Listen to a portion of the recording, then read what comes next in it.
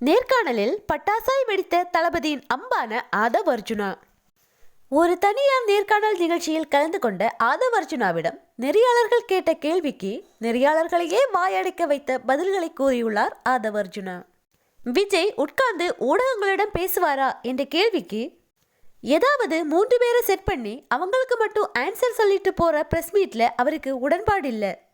ஸ்டாலின் சாரை உட்கார வச்சு ஒரு 50 மீடியா சுற்றி இருக்க பக்கத்துல யாருமே இல்லாம தனியா ஒரு இன்டர்வியூ எடுங்க. அது முடியுமா உங்களால?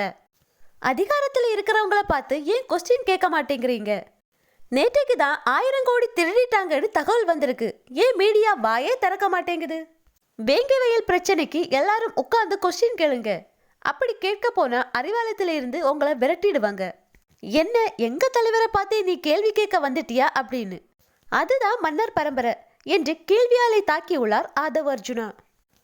அடுத்ததாக 2026 தேர்தல் எப்படி இருக்கும் என்ற கேள்விக்கு 2021 மாதிரி தேர்தல் களம் யாருக்குமே ஃபேவரா இருக்காது என்று கூறினார்.